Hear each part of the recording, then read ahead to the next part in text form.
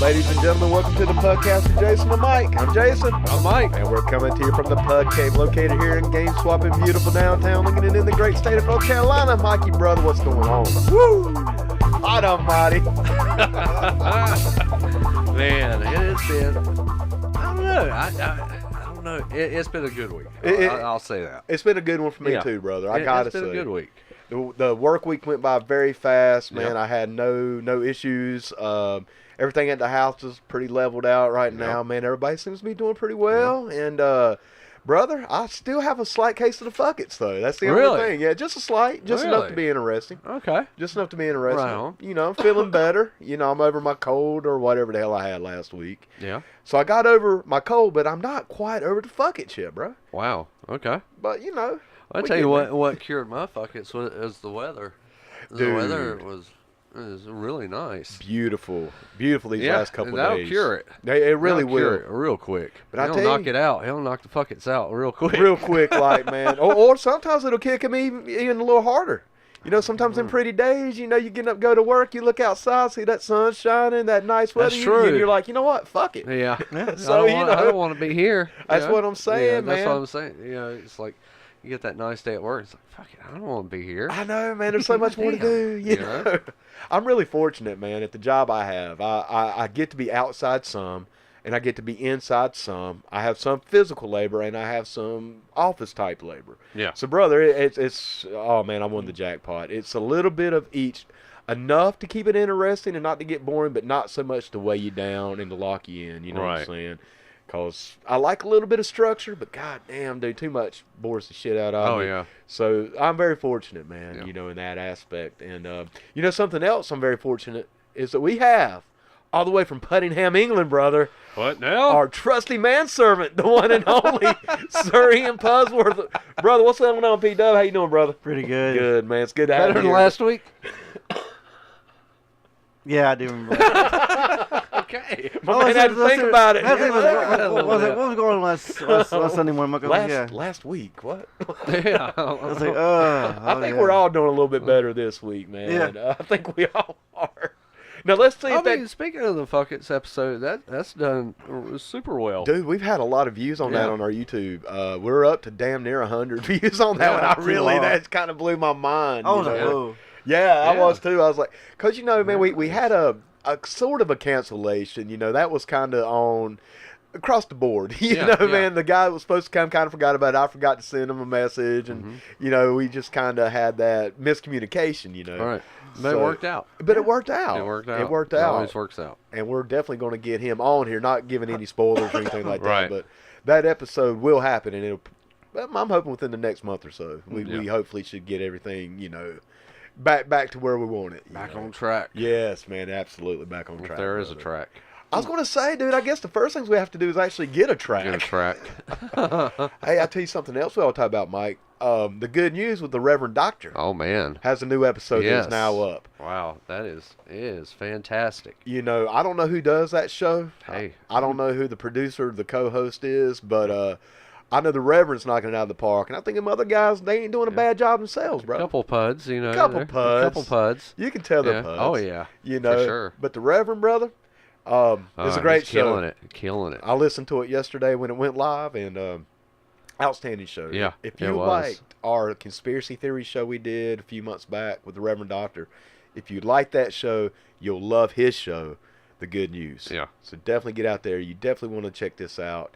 And, yeah, man, once again, congratulations to the Reverend as well for having a hell of a following and getting some crazy views. Right off the bat, man. Well, I tell you what, I was looking at some of the comments on the last episode, the Fuckets. Right. Looking at some of the comments on there, and I'd like to read some of them if I could. You know, and our good friend Velasco. The one and only E-Man. Yes. He had mentioned that we need a podcast wacky pack with a link to the characters. I saw that. Yes. He listened to every segment of, you know, what will the White Witch do for a cigarette. My biggest concern is what would she do for a cigarette? Exactly. That's the problem. What would she do to Ian for a cigarette? Ian, what do you think, Sir Ian Pudsworth? Well, here's the question. Whoa, What would Sir Ian Pudsworth do to the White Witch for a cigarette? What would he let her do for a cigarette? I'll bring a fucking torch and a pitchfork and get the fuck out. Light that bitch on fire. You know what we do to witches in England? We fucking burn them. Damn it, man. No, could you imagine? Sorry, man. Ian said we'd kill him in England, man. You were the witch trials? Damn it, motherfucker. Over in England, we burn them motherfuckers. Dunk them. Dunk. Do we accept the Dunkin' booth for real? Right. Yeah. A little steak out there. Watch her melt. Yeah. God damn it. All right, man. Oh, no. We got another visit this week from her. Oh, no shit. Yeah. She came back. Yeah. Oh, hell. It was Thursday? Yeah, it was Thursday. Yeah. Thursday That's right, night. yeah. Apparently the coffee shop was closed next door. Right. And Which is great coffee, by No, the it way. was Friday. It was Friday. Was it Friday? If we were busy when she did that shit. Okay. Yeah. Yeah, it was that's Friday. very well possible. But yeah, she was all upset and just came in. It's like, yeah, God. Sam was scared of her. It's like, God. It's like, it don't make no sense. I was like, what? What, did they fucking closed? No, I didn't even know what she was talking about at that point. Oh, Like, it don't make no sense. I'm like, what? What the fuck do you mean? What? What are you talking about? And she's wearing this like It's like, it don't make no sense. she was wearing this piss yellow sweater. I was like, Oh, what dude. the fuck? And she's like, well, they're closed over there at 6 o'clock. The door was still open. It wasn't locked. She cast a spell on that She motherfucker. walked in. Oh, right. Yeah, she walked in. So, Well, now, I can't fault her for that now. I mean, if the door's unlocked, I mean, I'd probably do something similar, dude. Right. You know, I would. signs off. Obviously, she's been around. She knows at 6 o'clock that place is closed. Now, brother, we are talking about the White Witch here that's right. now, man. We don't know what's going through her mind, brother. Yeah. She might have thought it was 6 a.m. I mean, just saying. Yeah. It's early, goddammit. So, you know, whoever was working over there, I won't say her name. Right. To protect the innocent, you know. You know, had her to leave. You know, was pushing her out the door. Right. You know, it's like, go on now. Burning some sage. Shoot. Yeah. Squirt her with the water. Get. You know, get on that Get little squirt bottle. Yeah, like a cat. Yeah, Yeah. get out of here. Get out of here. Get. Come on, It's get like him. that. It's like that. Oh, the Bigfoot guy? Yeah, the Bigfoot guy. Yeah, in from Kaiser. In Kaiser. He rough talked him. Got the get stick. Get. Dude, my favorite part of that is when he's like, my favorite part of that interview is like, well, I rough talked him. Only a motherfucker from Kaiser would rough talk Bigfoot, and goddamn, it worked. I've been rough talked by a lot of men out of Kaiser. Yeah, and I do just like Bigfoot. I get. I get the fuck out. Well, say get. I'm gone. I'm gone, brother. gone. Get and go, motherfucker. Get. Motherfucker poking him with the stick. Goddamn. But yeah, she was what? Ah, God, you know that don't make no sense. Like what? It's closed at 6 o'clock, but the door's still open. What do you want me to do? I mean, man, what the fuck are you supposed to do about it, man? What's she doing in nursing school anyway? I mean, dude, that woman don't need no goddamn caffeine. Let's just go ahead and call it the way it is, man. If anybody don't need no damn stimulant, it's her. She never gets coffee over there. Oh, really? Well, She's in there just bitches in there. Oh, Yeah, that's it. no, she just goes to bitch. Yeah. Them motherfuckers closed. That's and I wanted to. exactly the same thing she does when she comes in here. She doesn't buy no fucking That video bitch ain't ever bought a video She- game. She just comes in here to bitch about everything that's Everything else. going on everywhere else. They kicked me out because they wouldn't let me bitch over there. So I'm going to come over here to bitch about them kicking me out because I can't bitch over there. No, I'm sorry. She's bitches and begging for cigarettes. There you go. Oh, yeah. yeah. Oh, I forgot Well, she about didn't, you know, Well, no actually, cigarettes this time. She didn't hit me up for any cigarettes or anything this time. Oh, okay. She just came straight bitch Just about to come it. bitch about Yeah. it. God damn. Oh, Yeah. man. That was scary, too. So how do they deal with her over there, man? I guess they just get her out the door. yeah. I mean, just... God, I don't know. Sometimes, you know, sometimes it goes well, sometimes it doesn't. It doesn't, yeah, it You gets a know, little... It's a scene. I mean, we've had to deal with her at my old place of employment. She, you know, it was like I Right. say, it was sort of open to the public, you know, Yeah. and so we'd have to we'd have to kind of escort her out every once in a while. You know, show her the door. Put a cross. Hey. Yeah, burn some sage. You know, There it is. Holy water. yeah, a little holy water. You know, say a blessing. You know, EXIT. Exit. exit. Exit. Exit. Exit. I wish I had a lighter go click, click, click. She reminds you of like do you remember Texas Chainsaw Massacre 2 with Chop Top? Oh yeah, man. Yeah, yeah. When he was in the radio station. Yes, Yeah. yes. That's the same way it feels trying to get her It is, out. it the is door. kind of like, okay, what's she gonna do? She gonna kill me? Yeah. Oh, wait a minute. Either get out or break the other face somebody. You're my fave. I get straight talking with the other face. He just balling in here. Like, oh, okay, we're going. I'm out.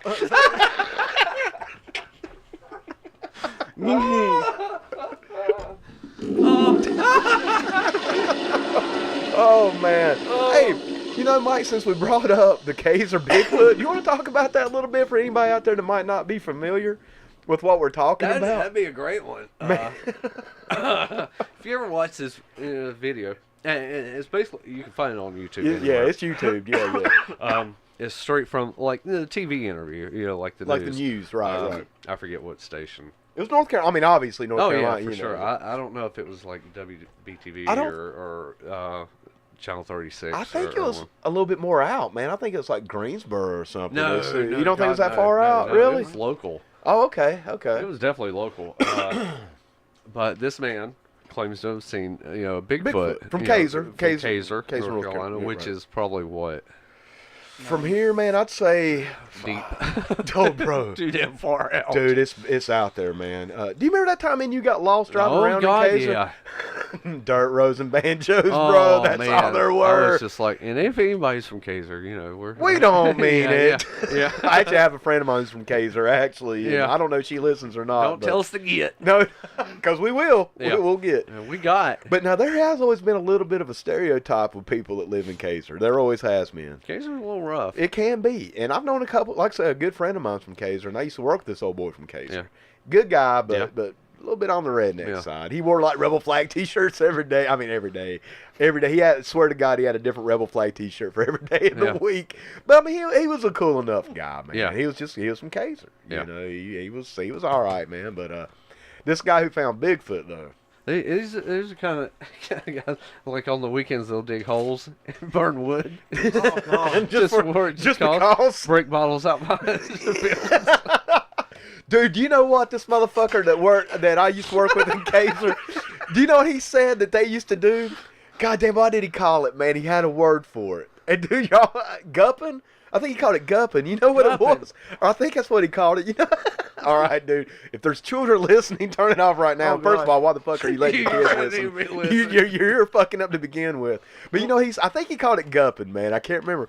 But that's when you would straddle the creek, jerk off, and watch the fish. Shut the fuck up. I swear to God, this motherfucker said that's what they did in Kaiser for fun, my man. God. They would jack off in a creek to watch the fish eat their nut, dude. I think he called it gupping, man. I swear to God, for guppies, you know. Them guppies big as a motherfucker in Kaiser. Don't eat them motherfuckers. If you catch a Oh, my guppy, God. you better not eat that motherfucker. Oh my god! Oh my god! Ian's over here getting his fishing rod, man. Sorry, Buzzword's like, tally up, motherfuckers. Fuck you. Going. He's gone. He's going gupping, man. But no shit, man. I swear, God is my witness, man. That dude told me that. I laughed my ass off. Oh my god! I'd like to welcome everybody to volume 2 of the Fuckets. But the This ain't part fucking 2. salt water. Salt water. Shit. Sea monkeys for real. All right, man. All right. But that's a true story, man. Get. God damn, man. Fish me damn fighting for that shit. But anyway.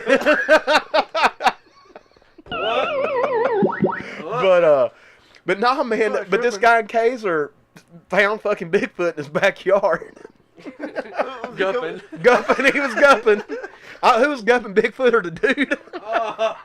Maybe that's what started the confrontation. There you go. But so anyway, man, they find Bigfoot. I can't breathe. This motherfucker grabs a stick. Big stick. Goddamn, it's Bigfoot. Yeah. And he's like, get on out of here. Get.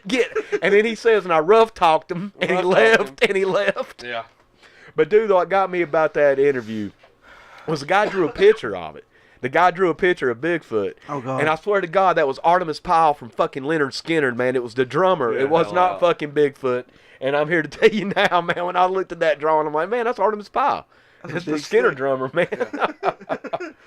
All right, well, bro. No, you know, his name's Tim Peeler. Tim Peeler, yes. And it's actually on CNN as well. Oh, it was on CNN? Oh, damn. Yeah. Damn, I didn't know that, man. No shit. And he said he had the Bigfoot had he had like fair hair. He said he had long, beautiful hair. Long, beautiful hair. Was he a woolly booger? He's a woolly booger. Yeah. But nah, man, it was Artemis Pyle from Leonard Skinner, dude. Yeah. I swear, when he showed that picture, I'm like, man, that's just, it's just a good dude with long hair and a beard. Yeah. Oh, man. But nah, dude, that's Tales from Kaiser this week. Tune in next week. All right. Tales from the Kaiser. God almighty, man. But yeah, dude, gupping, bro. That's a real thing, man. I've never in my life. Now, man, I may have that wrong. I can't remember. I don't really think it was called gut. He called it something like that. But I mean, that's what I'm calling it now. It's gupping. It fits. It fits, dude. It fits. That's so you heard it here first on the podcast. There you go. So if you're going out gupping, gup responsibly. Yeah. Make sure you're all clean and check those the fish don't get STDs. Yeah, man. Make sure the fish don't get the clap or nothing. Yeah. But anyway, get the fish from the coast. Yeah. This fish is a little salty. No. You can't get my fish locally. Tartar sauce already included. What? Would you stop? Yeah. Give me a break. Give me a break. Hey, man, great segue. I believe so. Holy shit, man. Let's get into this thing. So, Mike, you just kind of teased it, brother. This week, we have another Spotlight series. And this Spotlight is on, in my opinion, the greatest professional wrestling commentating team ever. Yeah. And also, in my opinion, one of the best comedic duos of any genre, whether that's music or no, I don't guess we're going to have too many comedic duos in music, but movies, television, whatever, man. I'm talking Laurel and Hardy. I'm talking, who's another duo, dude? Chris Farley and Dave Space. There you go. Okay, yeah. Well, even in music, you had like Tenacious D. Well, you did, and the Smother Brothers from way back in the day. Yeah, Yeah, you did. You're right. But I think the Gorilla Monsoon and Bobby Heenan is who are doing this spotlight on. Yeah. And I think that these guys, Wrestling's Odd Couple. dude, not only are they the odd couple, but just. God, did you go back and watch any footage this week, Mike? Yeah. Did you? Yeah. I did too. I've watched. It's hard not to. I mean, especially on Sundays. Yes. You know, because that's kind of when I think of WWF old school as seeing it on Sundays. Right. Especially like Wrestling Challenge. Exactly. U.S. What was the one? All-Star Wrestling. All-Star Wrestling. Yes. You know, it was just fantastic. You know, just the chemistry they had, and I always kind of look to our chemistry because we've known each other for forever. You know, since we were teens. I mean, and we've always had this good chemistry between us. You know, whatever we were doing, you know, just even conversations. Just hanging out, which is basically this. What led to this. Yeah. It's like, hey, we're having these great conversations. Why don't we just record it, man? Yeah. That's all it is. Yeah. So that's what always put me in the mind of that. And it's cool that you bring up this show because I think we've even talked about this. Obviously off microphone. I tried to emulate Gorilla and Bobby with us to a certain degree. Obviously, man, you can never. Definitely a lot of inspiration. Yes, man. There's a lot of tip in the hat, so to say. You can never be them. You can never fill those shoes. I mean, dude, the best we could ever do would be a Maypop, Gorilla and Bobby. Exactly. Which we may be. That might be kind of a good description of us. But the chemistry these guys had, Mike. It was just unreal. It was off the charts. Yeah. And it's really cool because, I went back and watched some footage. And, dude, you just talk about that rabbit hole. All right. You can't, dude, watching the Gorilla and Bobby Brain's Heenan segment is like eating potato chips. You can't just eat one. No. You keep going. Yeah. I'm talking. Bro, I put hours this week. And just watching their segments from Primetime Wrestling, mostly Primetime. Yeah. There was a lot of it on there. You would hear it more on say, like, Challenge or, what was the other one? They had, you had Superstars. They weren't on Superstars because that was Vince and Jesse usually. Bruno, I think, was sometimes. Yeah, like Piper and Mach. You're right. Was Lee on there? Who? Captain Lee, was he on that? No, I don't think Lou ever did any commentating. I don't think. Didn't. He was too busy doing the Mario Brothers. And drinking. Right. But no, a lot of on the Challenge you would hear during the match. Right. You wouldn't see it like, with All Stars, you would see it face to face, and that was really the funniest, just to get the facial reaction. Yes. And the physical interaction. Now, do you mean All Stars or Primetime? Primetime. Okay, got you. But no, on Challenge, you would hear it during the matches, and they would banter back and forth during the matches. But man, when they would have those primetime segments in the studio live, like you said, you could see those facial expressions. Yeah. And there's something about pro wrestlers who have the good over pro wrestler who has mastered the art of facial expressions. Yeah. And I don't think none was as great as Bobby the Brain Heenan. No. Dude, you know me, how I feel about Bobby Heenan. I'm an ex-professional wrestling manager. I never wanted to be a pro wrestler, dude. I always wanted to be a manager. Yeah. Ever since I was a kid, I was like, I had no desire to be in the ring. I had every desire to be on the outside. Because of people like Bobby the Brain Heenan. Right. And he mastered that art of expression. And you put him with Gorilla Monsoon. Oh yeah. Jeez, another master of their craft, dude. Yeah. Now, Mike, I will say one thing about Gorilla. Going back and watching some of this footage, Gorilla did have a couple little fuck-ups here and there. For instance, and this was something else I found just kind of fascinating. They used a lot of inside lingo on Primetime that I never picked up as a kid. But as an adult and being in the business and everything, for instance, like Bobby, he's like, we're not doing a job like that. Right. We're not jobbing out. Yeah. And I think Gorilla's like, hey, he about took a bump there because he kind of tripped. Gorilla Monsoon called Harley Race handsome Harley Race at one time. Yeah. Just little things like that, man. But they would like bring in some of the lingo, and I was like, damn, that's kind of cool. I never would have picked that up back in the day. Yeah. Now, with Bobby, Bobby was here's a little back history with Bobby. He was born Raymond Lewis Heenan. He was born in 1944. Right. Started off as a wrestler. You're right. A fairly good wrestler. Fairly good wrestler. Fairly good, yeah. But his biggest thing was managing. Right. And that's where he shined the most. Oh, brother. Definitely working for AWA. That was that was where he really exploded. Yes. And where he was seen on a national level. Right. And was picked up by Vince. And like a lot of those AWA guys. A lot of them. Ventura. Yeah. Mean Gene. Hogan. Exactly. Yeah. Sheik. Yeah, man. So he was brought in as a manager. Right. In the WWF, he managed pretty much everybody. Everybody. That was a heel. Yeah, everybody. And he could put it over. Yes. I think it was right around 86 was when they started having him do commentary. Yes, right. Color commentary. Right. On different shows. And he was still managing at the time. Yeah, sure. Right. Which I'm sure that was just, that's a load. Oh, hell yeah, dude, yeah. You're managing probably about, I don't know, at any given time, he probably had 5 or 6 guys. At one time, dude. At one time, managing and doing the color commentating and on shows. And the primetime show itself, man, because you had to record those segments. Exactly. I mean, man, he was and wearing a lot promos and the with your guys. With your guys for the house shows and everything, dude. Yeah, dude. So, more than not, Bobby was probably one of the hardest working guys for the company. Yes, absolutely. At that time.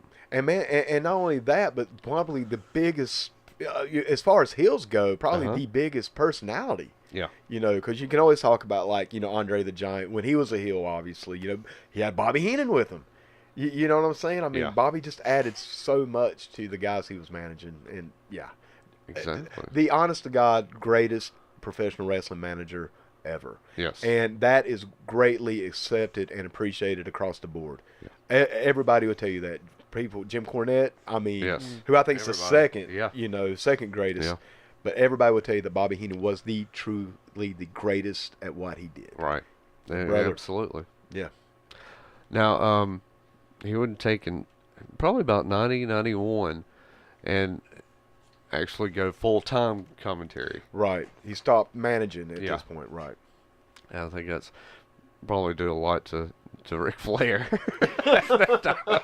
I think Flair about put him out, man. Yeah. Pretty well stopped his road. I was road listening travels. I was listening to a shoot interview with him, and he said it about killed him. Yeah. Man. He said, well, they put me with Flair for a few months, and I almost died. Yeah. Yeah. They actually thought that he was going to be able to keep Flair kind of calmed down. Didn't work out, brother. Right. It didn't work He was out. wild, man. Yeah, yeah. Now, on that flip side of that coin, that beautiful coin, Oh, man. is Robert James Morella, Who? better known as Gorilla There Monsoon. you go. It started out as a professional wrestler. One of the biggest monster heels that the WWF had during that time. At his time, brother, Yes. yeah, he was a beast. Yeah. And I mean, just like you said, one of the most overhit, really of all time, man. If you really break it down per era, as over and as much heat as he had during his era, Yeah. you could put that up against anybody for any other era, dude. Exactly. He was that over, Yeah. and he had that much heat. Until probably about, I would say he started commentating probably around the early 80s. Yeah, yeah, sounds Late about 70s, right. early 80s. Yeah. Right around that time. And he'll also do, a lot of backstage roles. Oh yeah, I right. think he was booking and Agent, I know he was doing Agent, some agent work. production manager, Yeah. stuff like that. Well, hey, man, the gorilla position that Exactly. we always hear about was named after Gorilla Monsoon because Yeah. that's where he was, Yeah. man. I mean, that was how involved in the whole show he was. Yeah. Exactly. And he was even kayfabe president for a while. Right. you know, There at which the- I loved that. Yeah. I thought that was great Yeah. for him. That was a great capstone to his career. It was. You know, it It really, was. they did. him Definitely right. better than Jack Tunney. Wow. You know, going back and watch some of this footage, Jack Tunney makes some appearances here and there. Oh. What what you call him? Wow. What were they thinking, dude?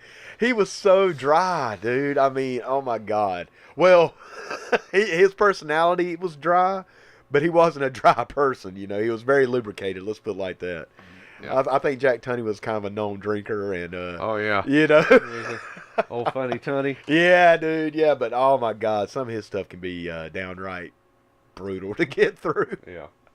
But luckily, man, they never really they didn't use Tunney a lot, man, which is a good thing. Oh, it was it was hurtful whenever Tunney would come on and do his spiel. Dude, but you know, I'm not gonna lie. When I was a all kid, the controversies with the world heavyweight title.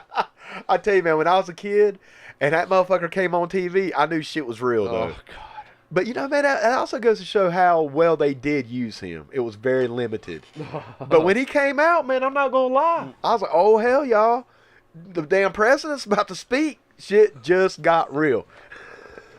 I was always like, oh shit. Turn the The channel. president's about to speak. Ah, shit.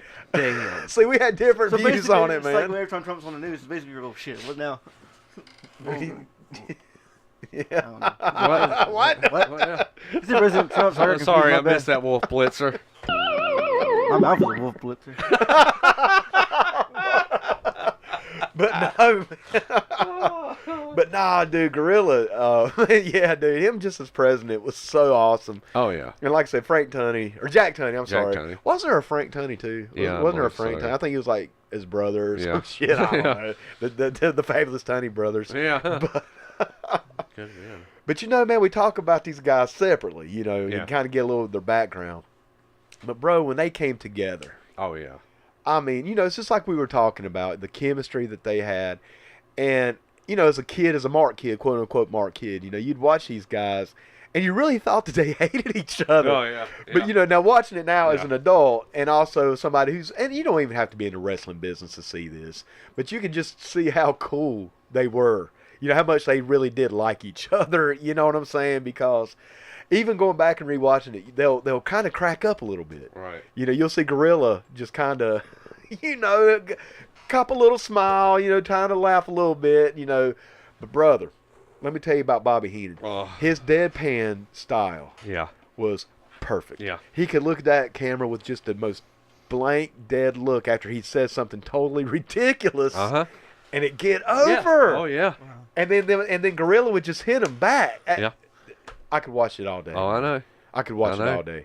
It was one of those rare instances where the commentating team and the host really in a lot of ways could be more entertaining Yes. than the matches themselves. sure. Especially on prime For time sure. because all those matches were basically Maypop matches. I mean, you know, Right. Oh, I mean yeah. they really were, yeah. man. They were mostly enhancements. Get over matches. Yeah.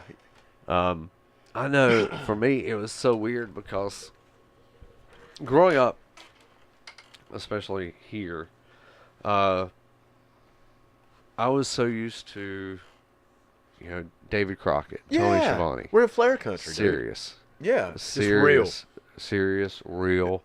It's a You know, competition. Bob Caudle, Johnny Weaver. Yes. Because they actually spoke like sports Right, commentators. exactly. You know, Jim Ross. there you go. Soley, when Soley would come in, Soley, Russell, Gordon Soley. obviously, you know. It was so weird. And, you know, a lot of me was, I was always not the biggest fan of WWF. Right. You know, especially being from here and being a fan of NWA and anything like that. Right. But Gorilla and Bobby always drew me in Oh, yeah. to the whole show. Yeah. And, you know, man, I was a WWF fan. You know, Mhm. I did not, obviously, it was nothing compared to the NWA. Right. NWA was Right. the crown, no pun intended, but it was the crown jewel. Yeah. You know, Crockett was the top. Yeah, that was it. That, you know, to me, WWF was wrestling, but it was, even as a Mark kid, I always knew that it was different. You know, Yeah. I knew it was more. I mean, come on, you got all the good guys and bad guys singing "Land of a Thousand Dances."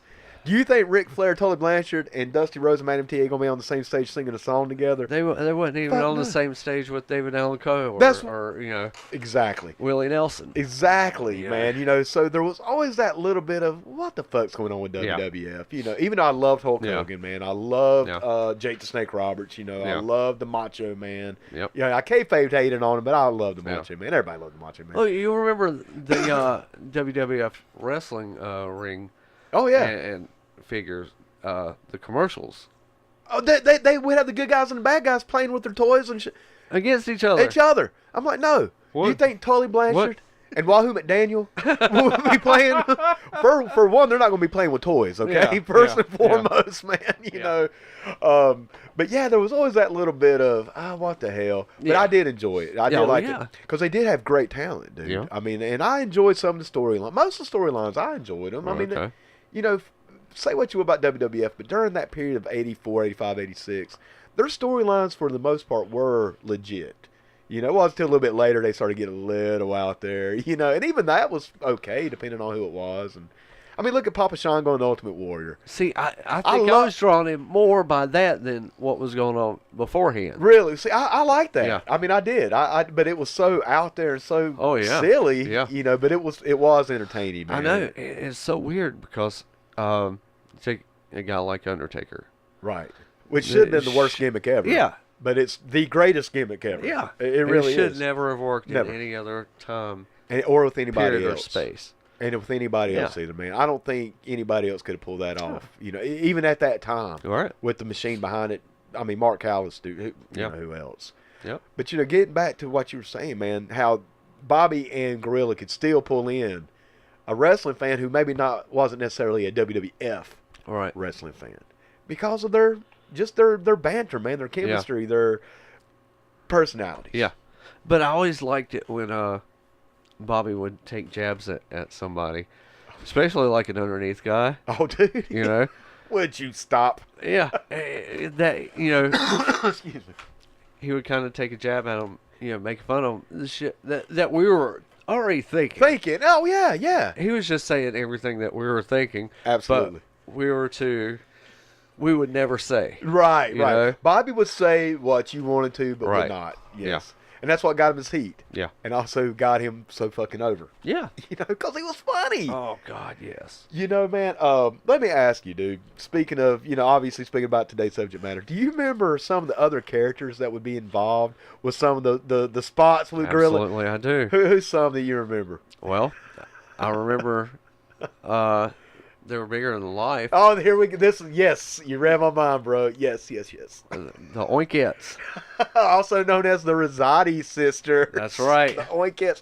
He also, what else did he call them, man? I wrote this shit down. The Lardettes. The Lardettes. He called them the I never Lardettes. heard of them. Dude, this motherfucker. The Oinkettes. Oh my God. No, the Lardettes. Well, there's the Oinkettes too. He called them both. It was Oinkettes, Lardettes, and it was the Rosati sisters. Good God.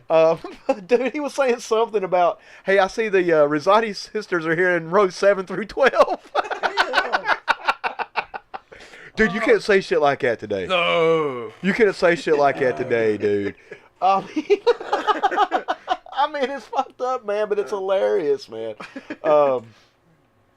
But yeah, man, we're trying to look. We're trying to find some pictures here, guys out there. We'll try to maybe put some pictures of them up. Oh my God, I can see why. But yeah, we got a picture of them here in the studio. We're looking at them, man. These were some big ladies, you know. They were some heavy set ladies. Oh my. But you know, Gorilla. But you know, Gorilla would talk shit about him too, though, a little bit. He would be a little bit more subtle and not as mean about it. But man, I'm glad you I'm glad we got into these. Well, the other person I always think of whenever I think of Pudsworth over here is our Jameson, yes. But you know, I don't think he was on primetime a whole lot. Not a whole lot, and that's sad because he was so good. He was hilarious. Oh my man. God! Had the nerd glasses on, you know. Yeah. Had the suit. Had the suit. It was all fucked up, man. He had like half his shirt tucked in, you know. But Jameson was hilarious, man. Yeah, it was such a beautiful spot. And that's what I'm saying, dude. And, you know, we're actually looking at a picture now, you know, as we're talking about this. And it's actually during Bobby Heenan's talk show. Do you remember that, Mike? Yes. When he actually had his own talk show. Yep, sure did. He was the Bobby Heenan show. Yes, man. He was so popular on prime time. Now, the Bobby Heenan show didn't take off. No, it didn't. Like it probably should have, man. It was before its time. It was. It really was. And I actually had heard a story, a shoot interview, where they didn't know, the USA Network did not know that's what they were going to do. No. And they thought that it was actually going to be another hour of wrestling. Right. And so Vince pulled a swerve on him and made it the Bobby Heenan show, and there was a lot of heat over that. And unfortunately, it didn't go over like it should have. But you know, Mike, at the same time, yes, it should have gone over. And yes, it was a good show. It was hilarious, man. It had some great moments. But, bro, when you broke up that team of Monsoon and Heenan, it just, you know, they brought Piper in to kind of try to take over for Bobby, and it just didn't get over, man. It just didn't. What about Miss Betty?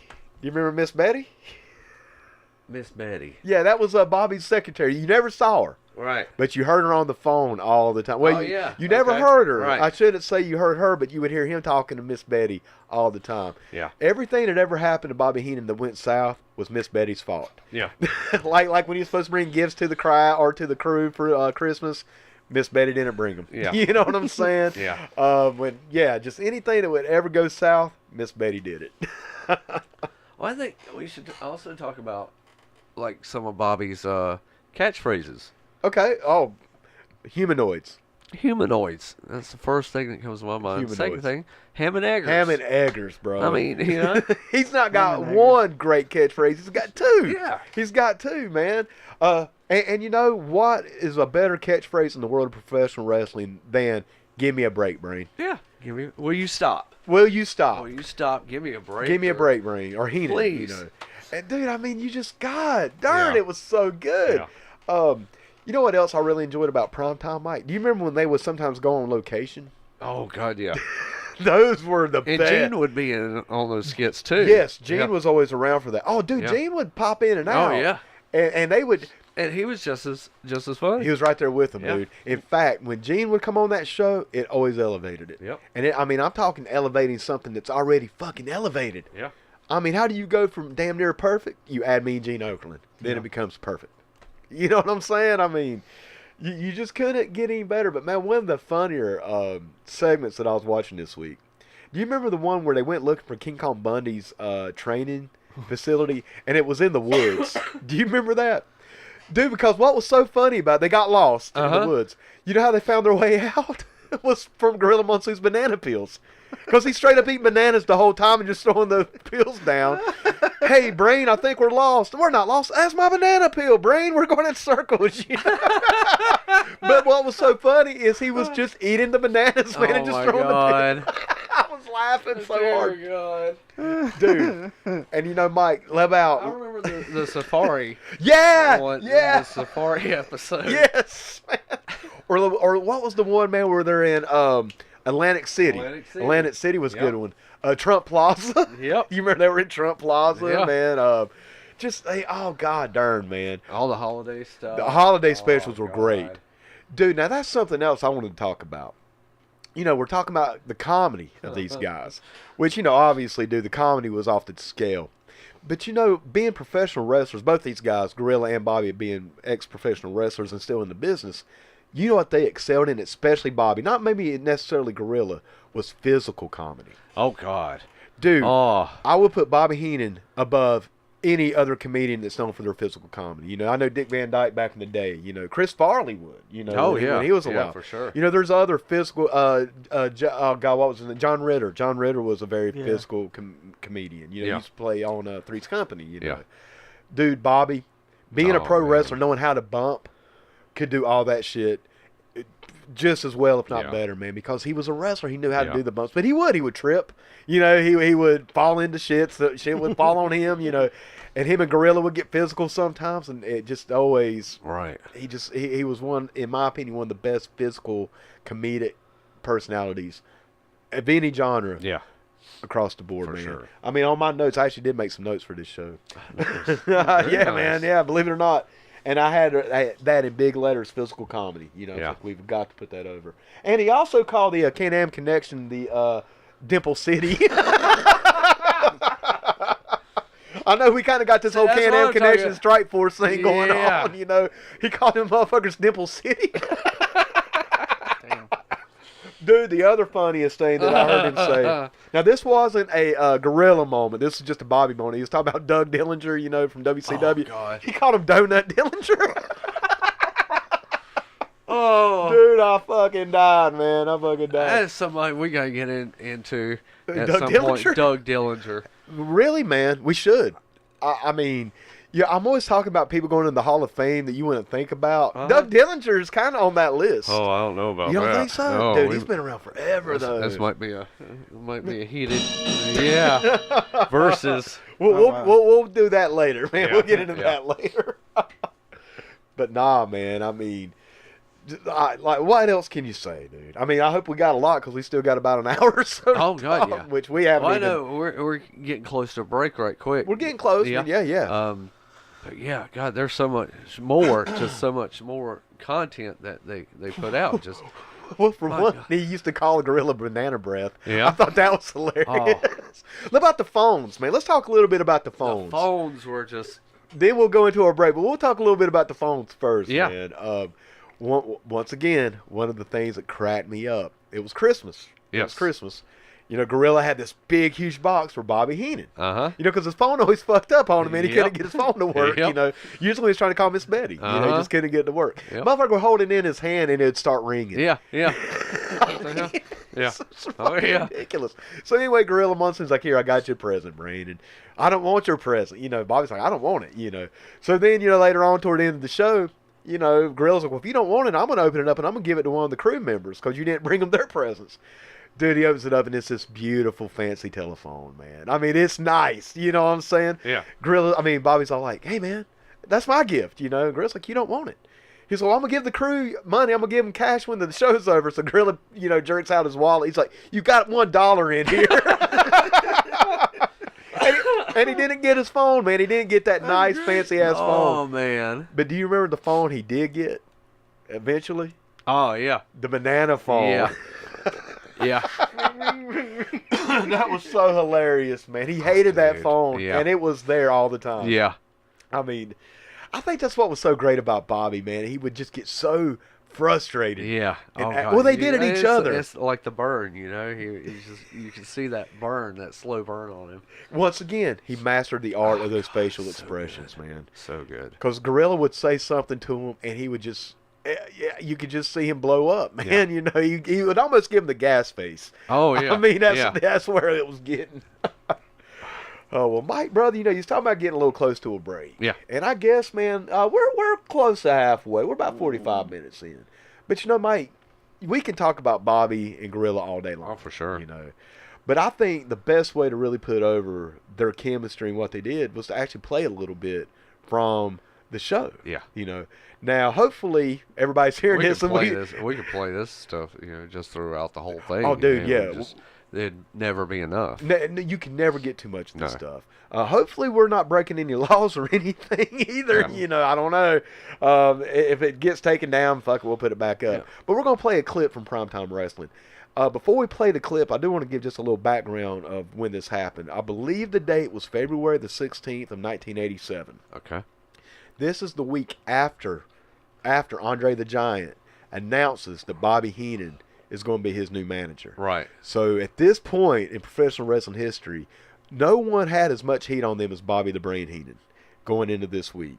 Wow. So when I was going back listening to this stuff, watching this footage, I'm like, I laughed so, dude, I literally laughed out loud when I heard the clip we're about to play. Yeah. This is how Primetime started out, and this is basically, in my opinion, the pinnacle of what Bobby Heenan and Gorilla Monsoon could do. But anyway, man, I'm going to quit talking. Let's play it. Let's let everybody hear it. We'll come right back and talk about it. All right. I'm Gorilla Monsoon, and I'm your host, Bobby the Brain Heenan. Hello, everyone, and welcome once again to Primetime Wrestling. What an exciting program we have for you this week. Of course, the big news, what we've all been waiting for, the response from World's Heavyweight Champion Hulk Hogan to the ridiculous question by this piece of, shall I say, garbage. No, you don't say. Why start Sitting off next to this week like that with Well, me? I've every done week nothing is that to way you. with you because you are just an instigator. You continue to instigate. Here's a guy, Andre the Giant, who you had suspended from the World Wrestling Federation. You and your stable, you and your group did so many things to Andre the Giant. Now, all of a sudden, out of clear blue, here you pop up. You're the one responsible for having him reinstated to the World Wrestling Federation, and now you appear as his manager. Give me a break, Heenan. You ready to go to our first match? No, I'm not ready to go yet. Oh. Don't you have any response? What good would it do? You just put me down anyway. You're just jealous of me, so is everybody else. No, I'm far from Andre being jealous of needs you. me to do his talking. The only good thing you got going for And you I is need you him got to some become good the guys in your stable. You got some good horses. Our feature this week is Hercules Hernandez. Right, against Billy Jerk Haynes. No, Billy Jack Haynes. I apologize again. I stand corrected. You know what's happening, the big thing all over the United States now? People in campuses, sororities, fraternities, they're having primetime parties. People are sitting there watching You think and it's a party for me to sit here with you? You think it's like going to Bermuda for me too? Another one of your stablemates, King Kong Bundy, will be in our opening matchup against the Duke of Dorchester. Midget What Mania. an interesting confrontation. Let's go to the ring. All right, Puds, we're back, brother. Dude, that segment to me, Mike, just that. Billy Jerk Haynes. Billy, dude, what got me, man, is when he was like, this piece of, shall I say, garbage. Garbage. And I know we can't, obviously you can't see it, but the facial expression that Gorilla had when he called him garbage. Dude, it's classic, man. Yeah. Oh, and yeah. Bobby Heenan's come back and he called Hey. it Midget Mania at the end. Midget Mania. But man, that back and forth, it really does. And once again, man, it just kind of exemplifies what those two did. Right. Because it was funny. Yeah. I mean, dude, that shit's hilarious. I mean, I'm over here laughing out loud, but it was serious. Yeah. It was serious at the same time. And Bobby Heenan just playing it up. I mean, both of them guys were playing their roles up to the absolute for sure. perfection, man. You got Gorilla Monsoon is like, you're shitting on Hulk Hogan, you're shitting on the fans, you've done all this to Andre, now you're his manager. Give me a break. And Bobby Heenan's let's go to the first match. Just trying to play it off and well, you're just gonna be jealous. But Mike, something else about that clip we just played that I thought was really cool.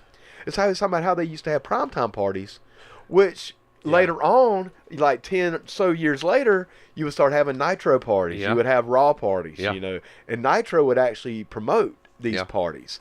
You know, I wondered about that, Mike, going back and watching that, what it would have been like to be in our 20s All right. during that time where we could 'Cause have some beers. And Prime time was on it was Monday night. Monday nights. Yeah, it was on when Raw. I want to say it started out on Tuesday. That was Tuesday Night Titans. That was okay. You're that thinking was of TNT, okay. yes, All right. yeah. Okay. Now, primetime was always in the Raw spot. Okay. And then they took primetime off and replaced it with Raw. right. Right. And I could, you know, man, because, you know, we used to have Nitro parties. Yes. You know, in our 20s, you know, Yes. when it was hitting really hard. And I was thinking about that. I'm like, dude, how cool would it have been to be able to catch a good buzz Oh man. and watch Bobby Heenan and Gorilla Oh. Monsoon in that time? Yeah. Wow. Now, obviously, we can do it now. You know, we Right. could go drink a couple beers, smoke a little grass or whatever now, and go back and watch the tapes. But to watch it in real time in that era, Yeah. in the era of Hulkamania, Yeah. how cool would that have been? Oh, I know. Mike? Well, you know, we got it a little bit, you know, with Bobby Oh, on Nitro? and Nitro. Yeah. Bobby and Tony Schiavone, and Which? really depended on what era you were looking at. You had either Mongo, Oh, boy. you had there you go. or Yeah. probably a little bit more. Or Eric. Yeah, Bischoff. Right. Not a Or- bad commentator. No. He wasn't well, bad. He wasn't good, but he wasn't No. bad. He was mediocre. He was mediocre. He was. Tanay? Tanay. Tanay, he was great. Tanay. I'm a mark for Tanay. Yeah. Always have been. Yeah. You know. And Bobby and Tanay had some good back and forth. They did. And Shivani and Bobby did They as did. well. It was never what. No. It was never that combination of Gorilla and Bobby. The only combination on Nitro that I could even remotely get close to was maybe Bobby. I'm sorry, was Mean Gene and Ric Flair. Right. You know, their back and forth when Well- Mean Gene would have his interviews with Flair. I did. Yeah. I love that. Woo, my God, Yeah. Gene. You know, that was great. You know, a lot of the pay-per-views, it was Tony, Bobby, and Dusty. Dusty. Yeah. and- Dusty, which was a good mix, but Yes. there again, it's still not the same. It was never there. And, you know, No. Dusty was just, you know, obviously how Dusty friendly we are here on this Oh, yeah. podcast. You Yeah. know, dude, to me, man, you put Dusty Rhodes in anything and Yeah. it's going to the rent's going to go up. Oh yeah, You know, just right off the bat, you Yeah. know. But no, Mike, you're absolutely right. That chemistry, that magic that Bobby Heenan Right. and Gorilla Monsoon had. Well, even back before, talking about the Wayback Machine, with Gorilla and Jesse. That was good stuff, That man. was good stuff. That was good stuff. Not quite Not what it would be, because Right. Jesse was a totally different personality. Right. I'm gonna tell you what combination team or what commentating team that I always liked in WWF was Jesse and Vince. If Jesse and Vince fit better, They did. For sure. Those two together Yeah. was almost not on par with Bobby and Gorilla, but it was almost. it was pretty good. They had, and dude, everybody, or I should say, nobody really gives Vince the credit Oh, he no, deserves for that. for being a commentator. He was great. He will always be in my top Yeah. 5, man. Yeah, he would put it over. Like nobody else. Yeah. Oh yeah. I mean, dude, we always talk about like how David Crockett would put over Uh-huh. angles and stuff. Dude, Yeah. Vince McMahon would take it. I remember watching, I think it was Davey Boy Smith and maybe an enhancement talent. Davey Boy Smith just slammed him. And Vince was like, oh my God. Yeah. He just slammed him, Yeah. And I'm like, geez, dude. Oh yeah. Well, a lot Nobody. of people talk about Crockett being over the top. Yeah, which he marking was, out, but but I loved it. yeah, but I loved I loved it. I always thought highly of David Crockett. I did as too. Commentary. And now I wouldn't put him. But Vince was just as over the top. It's over the top, if not more. Yeah. Dude, I think Vince was actually a little bit more animated. been, yeah. And a little bit more over the top. Yeah.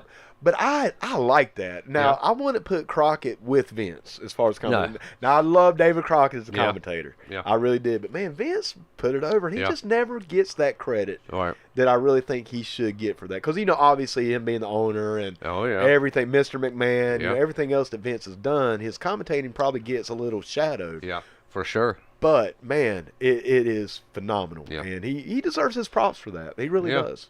I've said that for years, man. Yeah. Yeah, and it was at a time where a lot of us didn't know.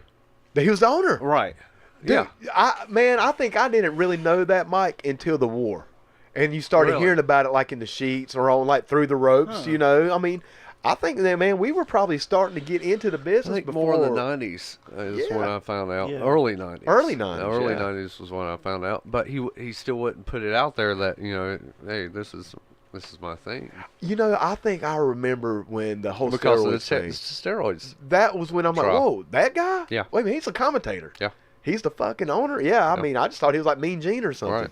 Right. But nah. Yep. But it's like you were saying, dude, he never really put it over until it was time to do it. That's right. And then, obviously we know how that worked Super out. It huge. just fucking Yeah. skyrocketed. Super huge. But nonetheless, man, still not at the same level as Bobby Heenan and Gorilla Monsoon. Right. Yeah. Which, man, let me ask you, dude, since we're speaking a little bit about WCW and the later years, how great was it that the way that Bobby Heenan made his exit from the WWF? I was about to talk about that. Yeah. With Raw and everything. Yes. His exit and going to WCW was classic. It was a classic moment There's on no, Raw. No better way to do it, man. Yeah, and I'm also kind of I hated it a little bit. Oh, sure, Because man. It was a sad thing. It was because he kind of missed out on that Raw stuff. Right, when it really that Raw started era. kicking in, Yeah. But, man, as far as, like, and for anybody out there that's not familiar, the way it happened was Gorilla Monsoon Gorilla Monsoon physically grabbed Bobby Heenan and threw his ass literally out the building. out the door with his bag. Threw the bag out full of toilet paper. No, dude, Bobby Heenan was trying to steal all the toilet paper in the stadium or in the arena that they were in. He had his bag and it opened up and all these rolls of toilet paper. Oh, my God. Dude, do you remember when they were in Trump Plaza? And they opened up a suitcase. It was full of everything. Yep. It was like soap and ashtrays back when you had ashtrays, in the rooms. Towels, sheets. Just How every did they all fucking fit thing. in there? Just shoved He it just in? all shoved it in there, it man. all It in. was all You shoved guys in women there. told me to shove You've been it to a in. lot of hotels, have you? I've been in a lot of alleys. Boogie woogie. Showing something else. Oh, man. But anyway, will it fit? Oh, yeah. Oh my God! A lot of back alleys. I didn't know they had creeks and back alleys there. Would you stop? Hey, Boogie woogie. enough for you to pay for those. Surrey and Guppy. You got your fish The chips on, right? gupper. The Extra salty. gupper. All right, man. Okay. That's all all right. muffled. Give me a break. Give me a break, Brain. But no, man. The way he did, going back to the way he exited. Yeah, that was. But it was still, it was fantastic. sad. And up to that, when he's trying to sneak into Raw. Yeah. Yes. I forgot about that. He kept trying to get in. They kept catching him. Different disguises. Yeah. Well, that was something else I always thought was great, man. Like on the Halloween specials, or even at Thanksgiving, he dressed up like a pilgrim. Yeah. What I thought was hilarious, man, on the Halloween special when he dressed up. Oh God, who was it? As the genius? Yes. Lanny Poffo. But what was even better was when Gorilla Monsoon was dressed up like Brother Love. Oh God. He had the full red face paint on, dude. And then Roddy Piper dressed up as Bobby Heenan, and Bobby Heenan got all pissed off about it. Dude, this shit was classic, man. It was so good. And they used comedy, and without it being hokey. Yeah. That was, and brother, that is so hard to do. Yeah. How do you be a comedic team in a wrestling show and not be hokey Right. and put it over? Oh, They see, did, man. that was another thing I was wanting to talk about as far as the primetime shows. As far as my knowledge of that and everything I've heard, all of that, maybe not all of it, for the most part, was off the cuff. Yeah, man, it was mostly just improv. Yeah. Dude, and man, okay, let me get on my soapbox for a minute. I think, and I know we've talked about this, we'll talk about this later on in future episodes, but I think that's the problem with professional wrestling today. Yeah. Is there's not enough improv. No. There's not enough just off the cuff, man. It's all scripted. It's all like, you must say this, and All right. this. Back in the day, you had bullet points. Uh-huh. Just be sure to talk about this. All right. Talk about You this one. got a feud. guideline. Try and follow that guide. Get this point over. And you have 20 minutes The to do rest it. of it, just be you. You got a 15-minute spot here. I've got about 3 minutes of stuff I want to make sure you talk about. That other 12, run with it. Yeah. And they could. Yeah. And that's how you make stars. Yeah. You cannot script a star in professional wrestling, brother. No. You got to let them grow on their own. Yep. And That's right. maybe WWE will figure that out one day.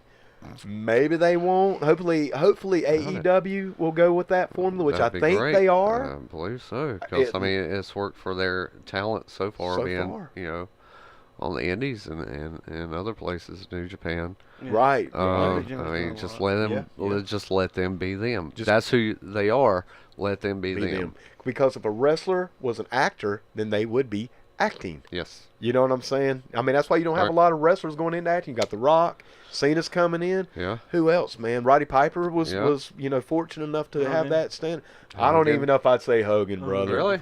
I mean, technically movies. speaking, he yeah. was in movies, but his acting skills. I mean, it Pi- really didn't have to, you know, be a Shakespearean actor. Just, you know. Well, he to just do- played Hulk Hogan. Yeah. I mean, he literally. Right. But He was that character. Yeah, man. Get But you know, when you compare him to The Rock or even Roddy Piper, Right. I mean, these guys. Well, he were- wasn't getting like, you know, like the roles.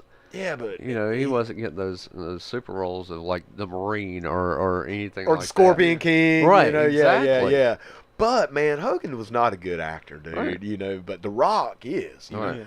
Piper was a great actor, dude. I loved when Nail comes to Frogtown. Yeah. I think he did another movie. They Live? They They Live. Live. No, I'm just fucking with Oh, you. okay, Yeah, okay. I mean, Yeah. you know, greatest fight scene ever, by sure. the way, Yes. between him and Carl Yeah. Weathers. Hell, that fight scene lasts about 25 minutes, and it's straight up just a damn slobber knocker. I think that was Yeah. Keith David. Do I know? Keith David. No, it was Keith David. It was Yeah. Keith David? Yeah. Oh, Keith okay. David. Oh, Keith okay. David. Okay. I thought that was Carl Weathers in that. No, Keith David. Keith David. Keith David. Yeah. Okay. Well, shit, man. Well, hell, I need to go back and rewatch it. Yeah. Shit, it's been a while. Yep. It has been years since I've watched that movie. I need to go back.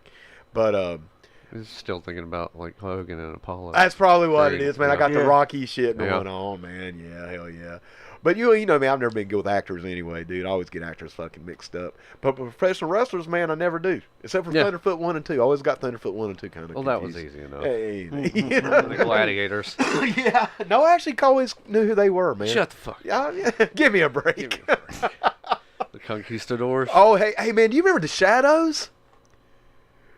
Do you remember them, dude? I was watching a little bit before I came over here to do the podcast today with Bobby and I want to say I do. I had forgotten about them until they brought them up. I'm like, holy shit, I do remember the Shadows. They just wore the black suits, man. They look like shadows. Right, I mean, right, yeah, that was it, yeah. dude. Yeah.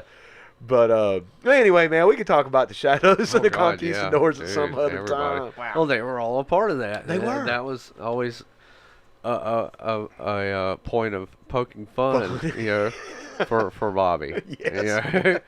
And once again, circling back around to the Because he's like, I can't see the other one. No, man, and dude, just going circling back around to how they all improv their shit. Oh yeah, I mean, dude, that's talent on top of talent. yeah, You know what I'm saying? Just Oh, to be able yeah. to improv in general. Yeah. You gotta be quick witted. yeah. I think that's the main thing, brother. When you talk about Bobby Heenan and Gorilla Monsoon, so quick witted. Yeah. Bobby Heenan was on a whole other level, but Gorilla was on that level too, Oh, brother. yeah. I Yeah. mean, they worked so well together. Yeah. But you know, Heenan was another level. of it, Yeah. though. I mean, him and Cornette both. I've always Oh, said for sure. between those two. He was geez. just quick witted and just would come back You with just- anything. The only way Yeah. you could get over on Bobby Heenan is if he allowed you to. Yeah. That's it. I mean, Yeah. if he didn't want you to get over on Right. him, thank God he knew the business and wanted you to get over on him. Yeah. Because, man, if he didn't want you to get over, motherfucker, Yeah. you ain't getting over. Right. That's just how it is, Yep. man, you know. That's it.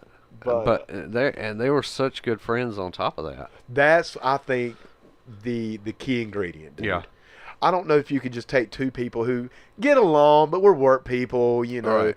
You could probably stumble through some shit. All right. But to have it to that level, Yeah. you've got to have that personal connection, man. You've got to. I think what it is, Mike. I think you've got to be able to let people get over on you, All right. and it's a little bit easier to let your buddy get over on you as somebody you don't know or Exactly. don't get along with, That's right. or just That's kind of right. get along. You know what I'm saying? Yep. It just adds. You know, even when we were doing the wrestling shit, man. You know, you always wanted to put the people who were friends in feuds together. Yeah. Because, you know, hey, man, we ain't got to worry about them trying to hot dog each other. That's right. What That's you right. had to worry about was who was going to let the other one get over. In other words, it's like, well, I don't want to win. I want my buddy to win. Right. Well, I don't want to Yeah. win. I want you to win. Yeah. That's rare Yeah. in the world of professional wrestling, brother. If you can Yeah, get a for sure. group like that or a crew like that, Yeah. man, there ain't much you can't do. Right. And that's, once again, the magic of Bobby the Brain Yep. Heenan and Gorilla Monsoon. Yeah, and I think that's the thing too is they got that, you know, and it wasn't one trying to outshine the other. It was all, you know, to make the better product. You know, brother, it's almost like being in a band. Yeah. You know, professional wrestling and rock bands are very similar in a lot of ways. Yeah. And, I mean, think about it, dude. Now, we all know the bands, and, you know, whether that's local or whether that's, you know, a national band, or you maybe have members at Hot Dog. Let's look at like Yngwie Malmsteen, for instance. Oh, there you go. Phenomenal. What's the name of the band? Exactly. I'll take you a step further, brother. What was the name of the album?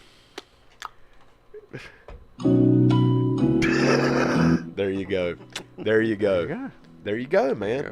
But now let's look at a band, let's say like, well, I don't know, maybe like the Beatles, maybe. Didn't really outshine each other, you know, well, unless you talk to George Harrison. Well, okay. But anyway. Maybe not so much a... Maybe I should think of another example. But you can tell the bands who try to play with each other and put each other over in the music.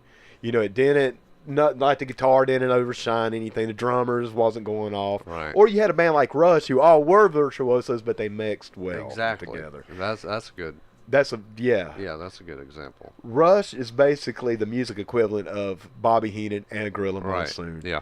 They were outstanding virtuosos. They could hot dog, but man, they blended well and they Yeah. grooved. Yeah. They grooved, Yeah. brother, and that's what it's about. It's about keeping that groove. Yeah. And they did. God damn it. I'm getting a rush of rant. Yeah. Rush.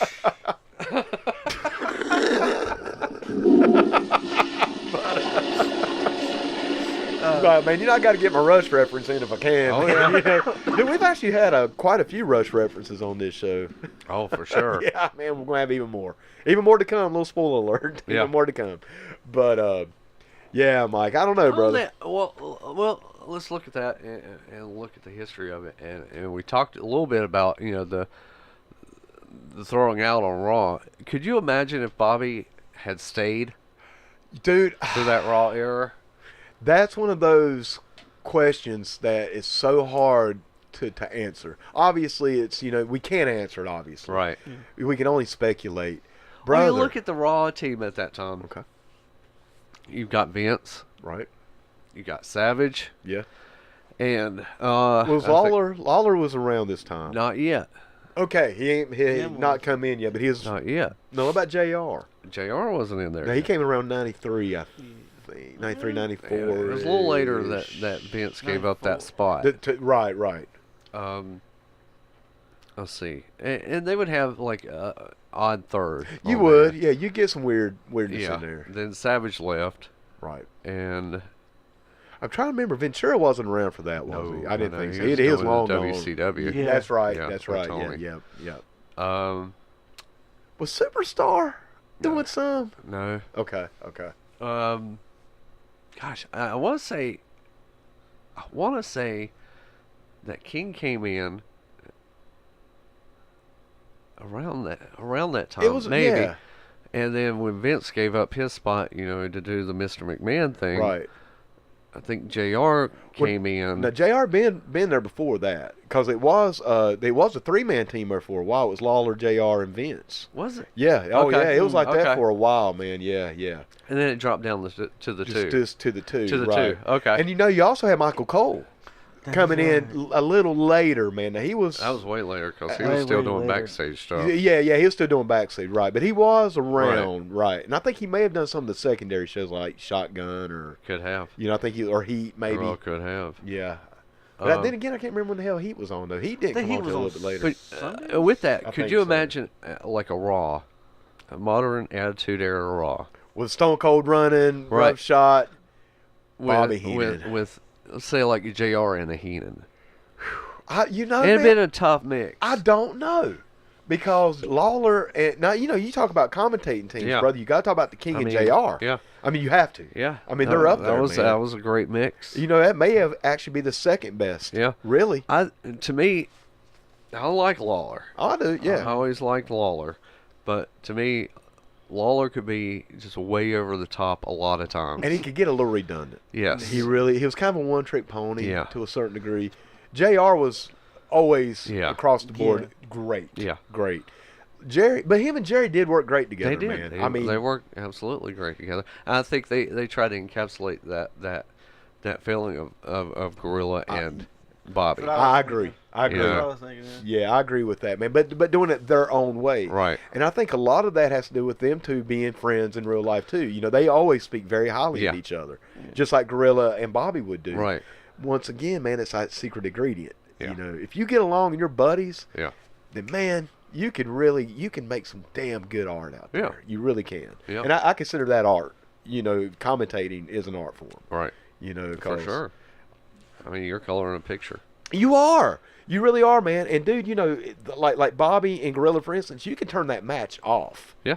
And just listen. Yeah. And the same thing with JR and the King, man. Yeah. It's the same thing. Yeah. And still get over what they're putting out there. Exactly. dude, and still get it over. Yeah. And man, once again, Yeah. that's art, brother. That's a Yeah. craft. It's not work. Now with Bobby and Tony, I think that was a good mix They too. had some good chemistry. And I think they tried hard to capture that feeling, but It just just didn't happen. And you know, that's another testament of how great Bobby was. Right. Because Bobby could get over with anybody. You know, him and Tony, yeah, man. Bobby with anybody is going to be good. And I always like Right. Tony. You Yeah. know, a lot of people dog Tony out, man. I thought Tony Schiavone was a good commentator. He's another one of those from my childhood, Yeah. dude. I mean, when I hear his voice, I go back to being Yeah. 10 years old. I mean, I just do. Yeah. But Tony, man, I don't know. Him and Brain, it just was nowhere near. No. I actually think Brain and Tanay had a little bit better back and forth, to be completely honest with Yeah. you, because Tanay was so straight. Right. You know, because Schiavone would, man, he would actually show some emotion. You know, he can do a little color here Right. and there. But Tanay, man, was a damn near android. Yeah. I mean, he was straight up Yeah. robotic sometimes, but in a good way. Right. In a great way. And I think sometimes, man, because Heenan would just kind of jab at him a Yeah. little bit. You know, Yeah. just kind of poke him. Yeah. Get, you know, with the stick. You know? Some of his stuff, especially like the luchadors. Oh, dude, I mean, some of that shit would get downright, Yeah. you know, hardcore, Yeah. man. I mean, Yeah. not very politically correct. Right. Definitely would not float today. No. No. No, Bobby was not politically correct. No. In any way, shape, or form. Bobby Heenan could not get over today. He wouldn't be allowed to. No. No. For sure. He just wouldn't could be allowed maybe to. and say like a AEW. Maybe, you know, and that's Yeah. what we're hoping for. Yeah. You know, and it's kind of weird, man. You're just like, yeah, we want that non-politically correct Right. stuff.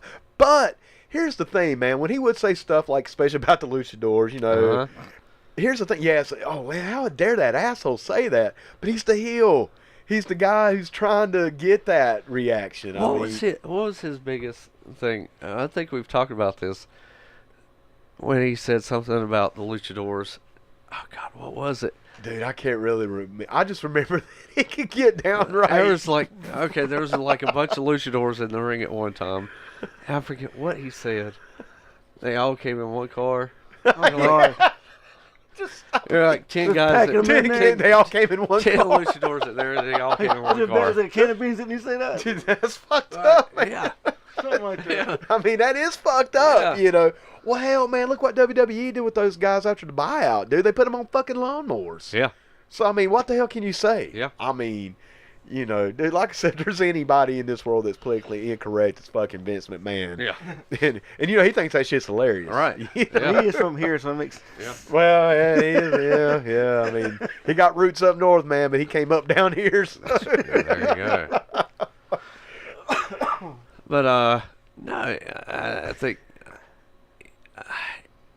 nobody since No, for sure no. has ever come close to that magic. And you know, Mike, brother, I'm talking about any kind of entertainment, No. any kind of sporting event. There's Yeah. dude, there's never been a team in any No. other sport No. ever No. like Bobby and Gorilla. No. You know, and granted, man, given what professional wrestling is, legitimate quote unquote competitive sports, Right. maybe you can't have that. Yeah. You know what I'm saying? But Jesus, man, it'd be a lot cooler if they could. Let's put it like that. Yeah, for sure. You know, if like football, basketball, baseball, these competitive quote unquote legit sports can Right. have more of a commentating team like Bobby and Gorilla. Hell, I may start watching some of that shit just to have some entertainment value to it. You Yeah. know what I'm saying? You know, but given the nature of the beast, it is what it is. You know, but nobody else, Mike. I mean, No. nobody else. No, Like I said, dude. You know, even when we started, I this, don't know that anybody ever will. I don't see how you can. You know, I just think we're from such a different time now. It's at least talking about professional wrestling or sports entertainment or whatever. I don't see how you could have a combination like that ever come back through the pipes, man. I just don't, man. Yeah. I mean, it's just a different time now.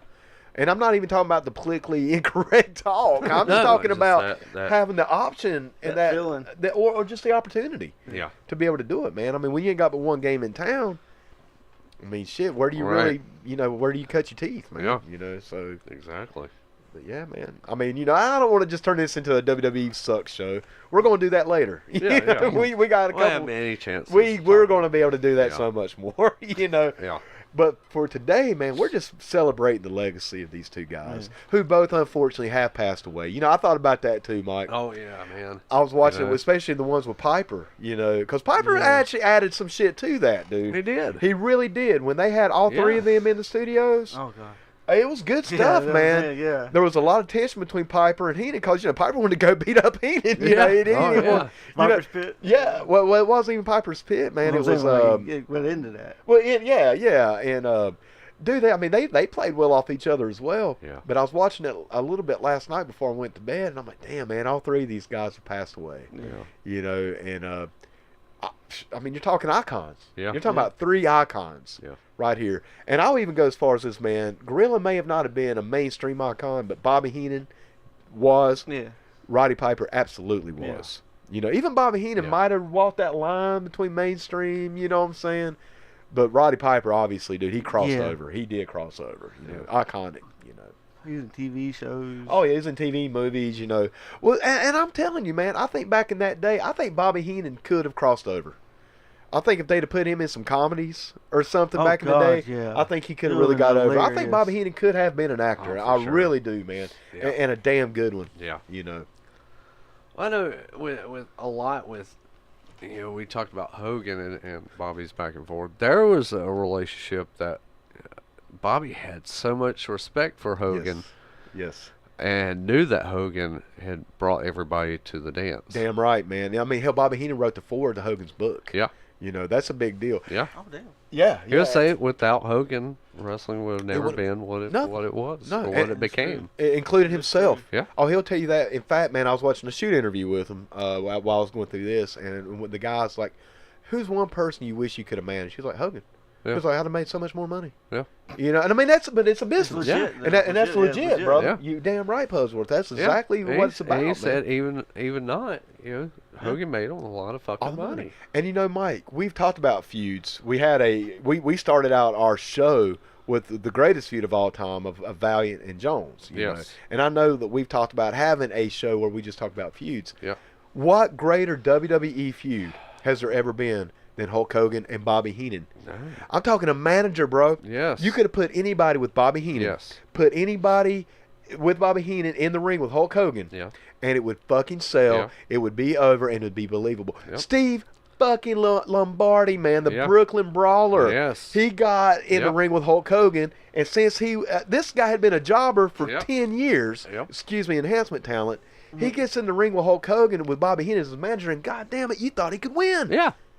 and There he was a and he would chance. get over. There was a chance. And you know, a lot of people dog out Hogan. You know, I'm gonna tell you something that Bobby Heenan said about Hulk Hogan in his shoot interview. And it's so cool you brought that up, bro. I didn't even think about bringing it up, but they were talking. It's like, yeah, a lot of people said Hogan wouldn't put him over, and Bobby Heenan said, "And brother, tell me if this is not gospel." He's like, the only reason Hogan wouldn't work with somebody because he knew he couldn't make money with him. Right. He's like, if you can make money, Yeah. Hogan would work with you, and Yeah. he'd put you over. He said, all these people that talk shit couldn't get over. Yeah. Dude, That's I mean, right. I mean, That's what right. else? That's I mean, right. you Yeah, know, that's Oh, right. yeah. I mean, what? Yeah. I mean, what else That's- can you say? That's fact. And I mean, I was like, God damn it, brother. Because everybody's like, yeah, Hogan buried me. Hogan wouldn't do this. Hogan wouldn't do, you know. And Bobby Heenan's like, man, if you could get over and make money with Hogan, he's going to put you fucking over. Yes. Because Yeah. Hogan was a businessman. Yep. I mean, you know, and And that's what it was. It wasn't, you know, especially back then, it wasn't about contracts or anything No. like that. You know, No. it was, how much you worked, how well you worked, what drew the money. What drew the gates? Exactly. Because that's if how I'm you not got mistaken, paid. that's how And you got Hogan, paid. You know, that was the thing. He you know, If Hogan Bobby had no qualms about telling you, you know, Hogan brought the money. brought the money in, man, and if Hogan felt like you couldn't sell out an arena working with him, then he was not working with you. Yep. You know, if he thought he could sell out, well, goddamn, guess what? You were on the fucking card. Right. Dude, I mean, look at him and the Big Boss Man. Yeah. I mean, they tore this country up. Yeah. You know, and the Big That's Boss right. Man, you know, as much as I love Ray Traylor, going into that feud, it's like, really? Yeah. But damn if it didn't. And you know something else about Comes Hulk out Hogan. bigger than Oh, it was huge. bigger than ever. It was huge, Yep. man. And say what you want to about Hulk, and I know everybody's way doesn't put people over this or that. Name me another 302-pound, 6'8" guy that would go in there and get his ass whooped for 20 fucking minutes by somebody. Do the Hulk and then win. Yeah. He gave so much to those guys, Yeah. man.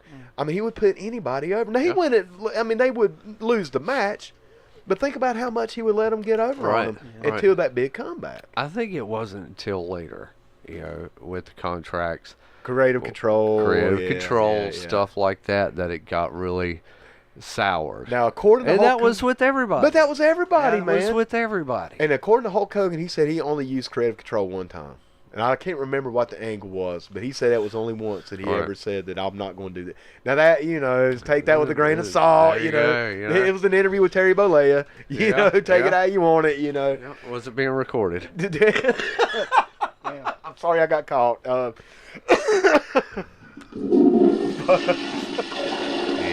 Yeah, just saying. But nah, dude, I'm really glad you brought up that dynamic of Hogan and Bobby, man, because let me ask you a question, Mike. When Andre turned, and it Yeah. was Andre and Hogan, biggest match of all time, well, I think we can all agree that was the pinnacle. Yeah. Maybe other than Rock and Stone Cold years later. But then again, nah, man, I can't put that over Hogan and Andre. To me, that is the match. That was definitely what they had hyped it up to be a match of the century. And I think that it really is. Yeah.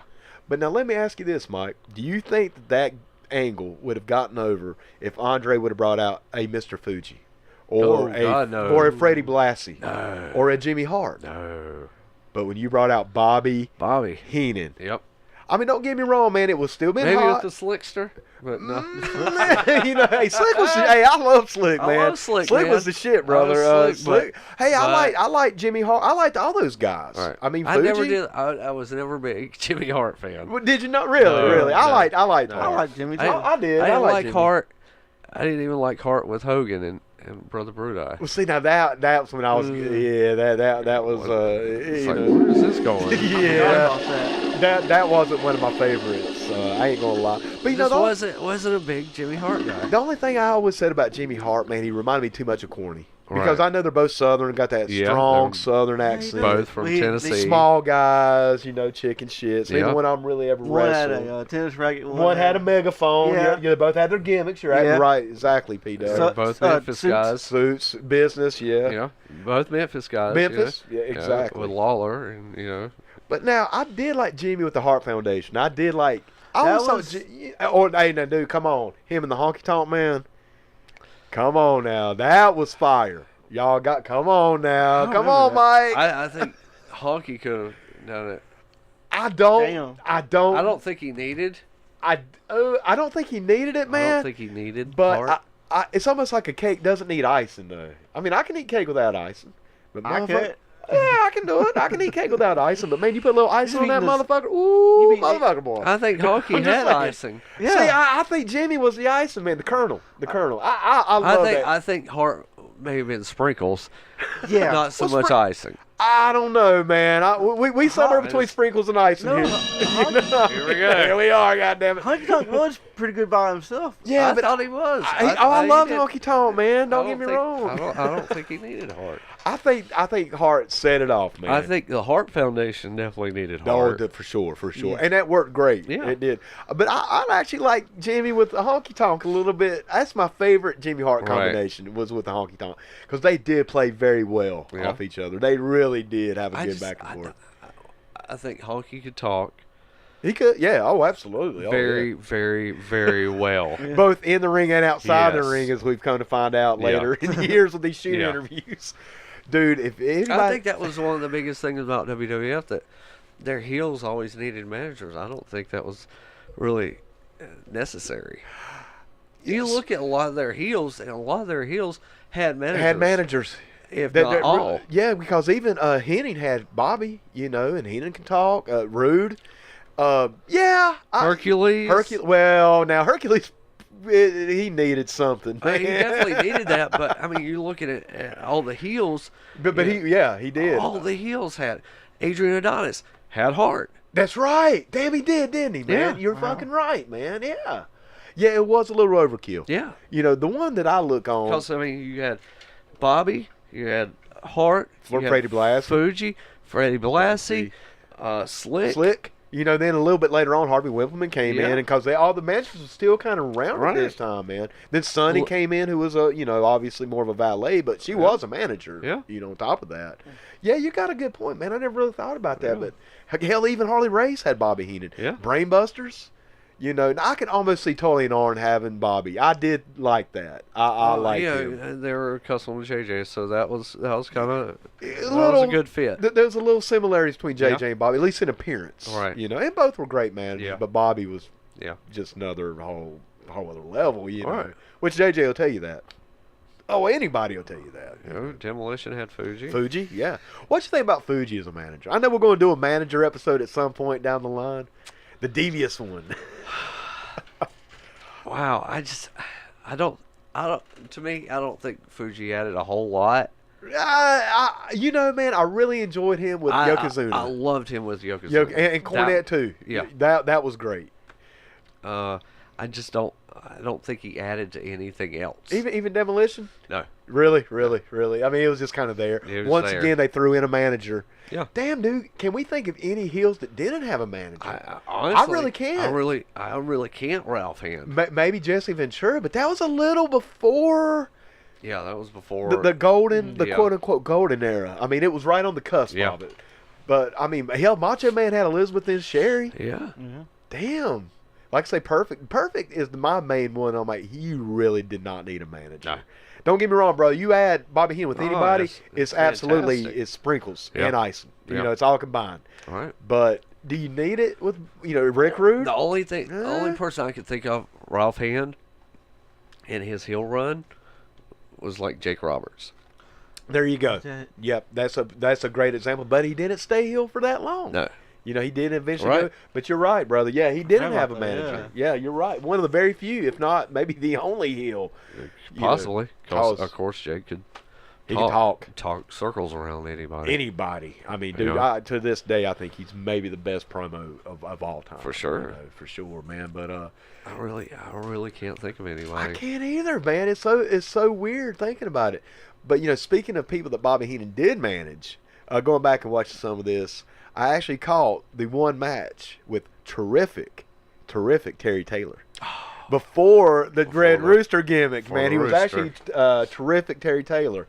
But once again, you take Bobby Heenan, you put him with Terry Taylor, call him the Red Rooster, and for some weird fucking reason it worked. The only thing wrong with that gimmick was Terry Taylor not trying to put it over. Right.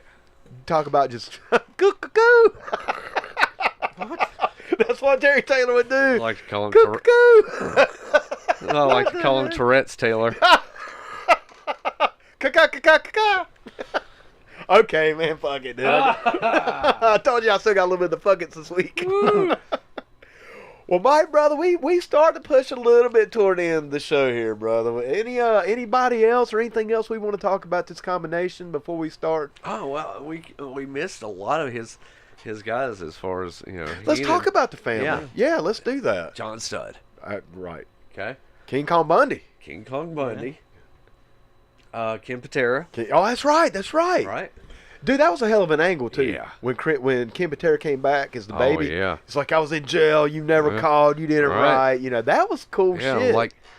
Well, I'll say this. I didn't like Patera when he came back. Right, I did. I wasn't familiar with Patera beforehand because I was really young at that time. Yeah, right. Me Of too. course, not seeing the northern stuff. I didn't know what he was doing. Right. in the WWF. But I remember that debate that they had on TV. I do remember that. And I remember Yes. Ken Patera going nuts and Yeah. like breaking Bobby's neck with that Yeah, belt around his neck. dude. I was like, Yes. this dude, who the fuck is this dude? Ken Patera, he's an asshole. He just put his hands on Bobby the Brain Heenan. For no reason. No, but he had really a reason. no reason. But he did have a reason. But he was just was provoked. bitter. He was and bitter. He came off like a psycho. And yes, and you know what, brother? Before we do start wrapping it up, we need to talk about that neck brace.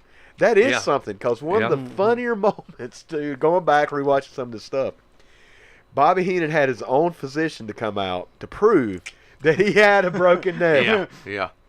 So, man, they come out. This guy comes out. He's a German. I forget his name. Hans something or other.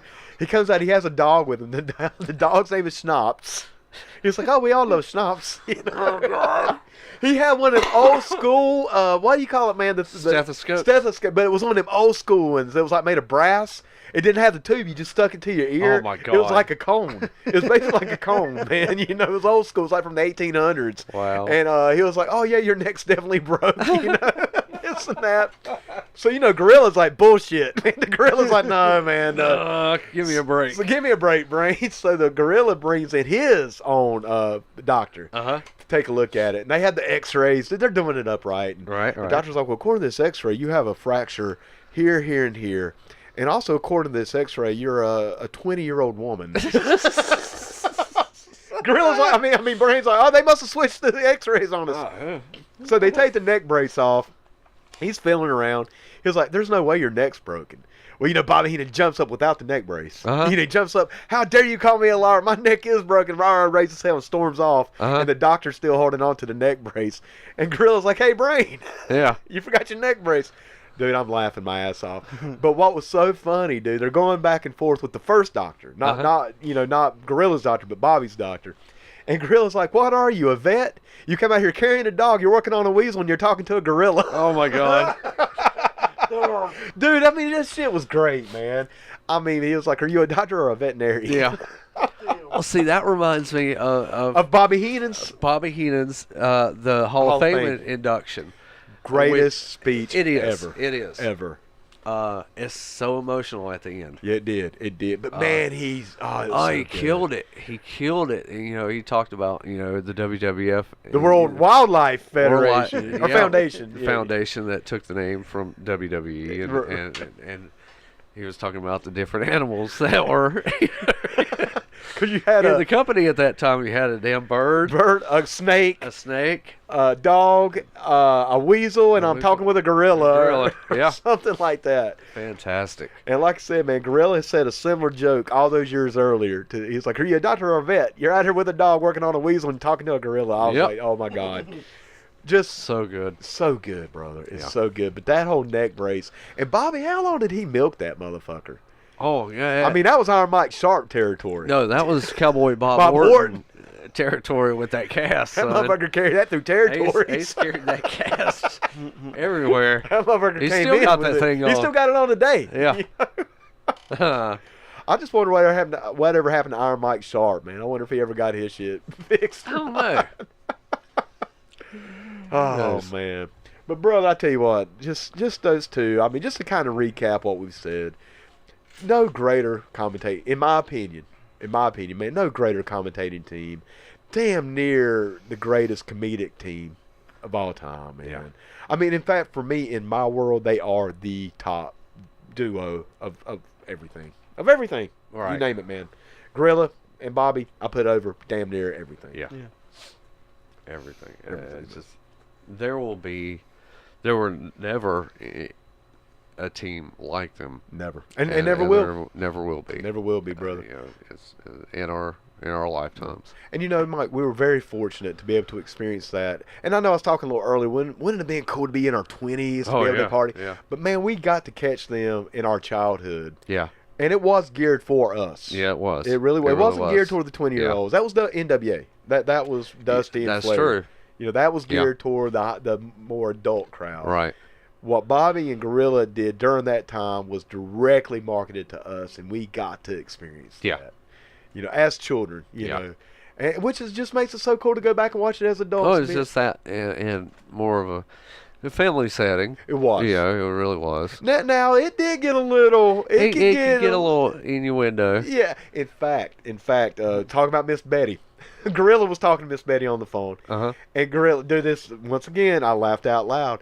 He was like, "Hold on." He was like, "Brain, is it true that you have a king size waterbed?" And he was like, "Well, it's bigger than king size. It's a little bit bigger than king size." She was like, "Okay," and they call it the Dead Sea, right? And he's like, "Wait a minute, are you trying to say?" And as soon as he said it, man, they go to commercial. Oh, yeah. That's what I'm saying, dude. Wow. I mean, there was a little bit of innuendo there. Yep. As a kid, as a young kid, you'd be like, I don't get that. But as an adult, you're like, oh, okay. Yep. But it was still done with class, Yes. man. You know, it wasn't in your face. Hey, I hear you don't get no pussy. I mean, that ain't what they're saying. You know, Right. you know what I mean? I mean, you know, Exactly. like during the Attitude Era, Yeah. hey, I hear you don't get no poontang pie. Right. I mean, for real. Yeah. That's Yeah. a shoot. You Puppies. know? Yeah. Thank you. Puppies. Thank you. Yeah. And you know, that's one thing I think too that we kind of missed in society. Kind of getting on that, you know, soapbox for just for a second. You know, when you would listen to music back in the day, when you would watch these TV shows like wrestling, and they always had to have these innuendos. You know, I always thought you had to be clever to come up. Like some of these songs talk about sex, they would use other Right, things. You yeah. know what I'm saying? Nowadays, you're just like, yeah. I mean, you just talk about Put it fucking. out I mean, there. you just, you know, I mean, that's Yeah. it. Put it in your lap. Yeah, that's it, man. You know, Yeah. and back in the day, you had to be. Yeah, it was clever. You had to be You clever. worked around it, you know. Yeah, man, you had Yeah. to put a little thought into what you were trying to do. Now it's Yeah. like, well, I just, you know, I'm gonna go fuck hoes, you know, and that's Oh. that's it, you Yep. know. And I think you lose a little bit of that. Yeah. I think you lose a little bit of Yeah. that creative force. Yeah. When society's like, yeah, fuck you, so which I'm cool with that, and I think that's the way it should be, really. Right.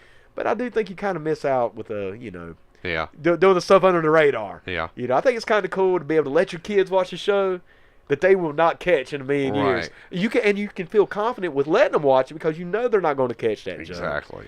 You know, until they're older. And they're like, Yeah. oh shit, man. You know. Okay. Yeah, now I get it. Yeah, oh, okay. That's you know, what that Dead meant. Sea. What do Yeah. you mean, waterbed Dead Sea? Oh, okay. Ah, Okay. Okay. But Gotcha. well, Mike, brother, anything you want to talk about before we start wrapping this bad boy up? I just want to put out something that happened last night we were part of. We were at, here at the store. And it was probably one of the greatest quotes, and this might be a regular thing.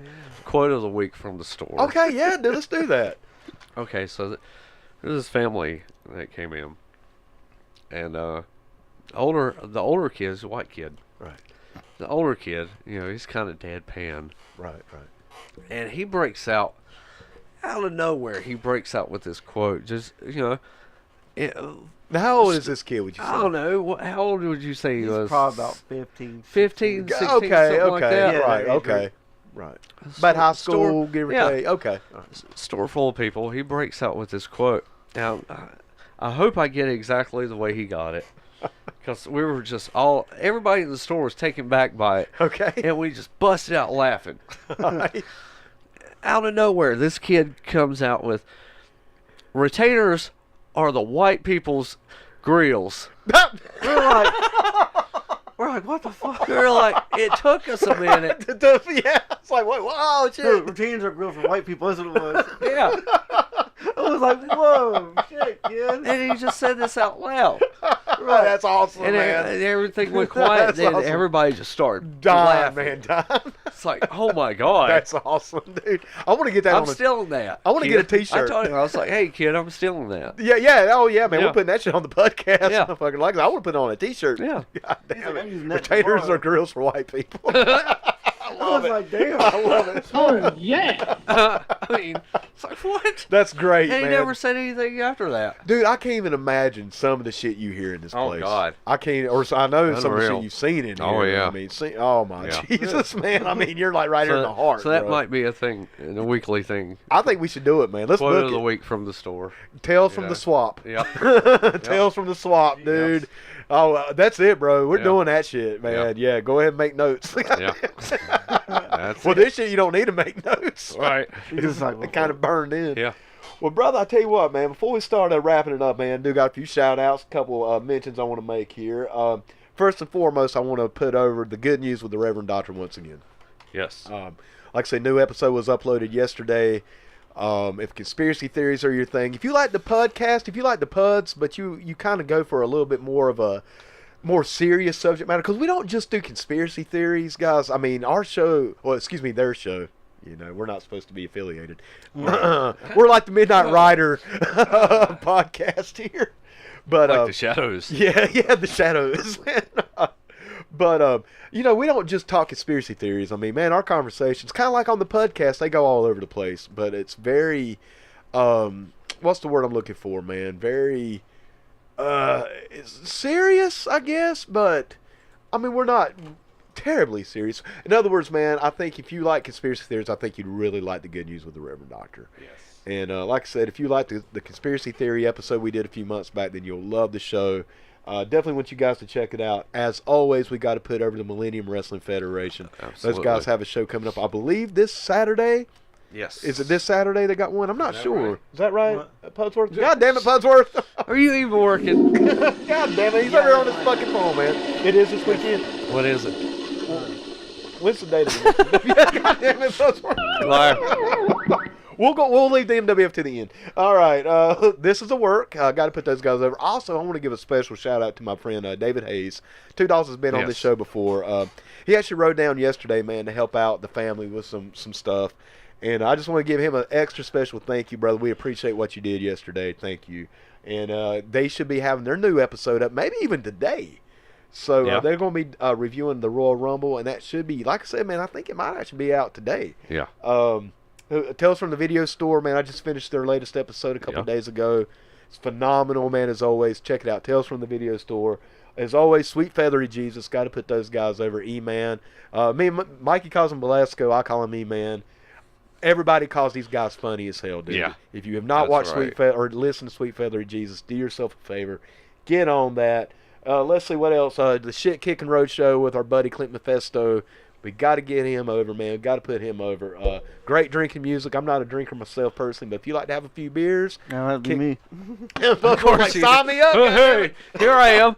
Here I is. Here I is. Here I is. PBR ready to drink. Right here, man. Right Yeah. here. Well, brother, if you like First to fucking thing you said, like all day, all this whole time.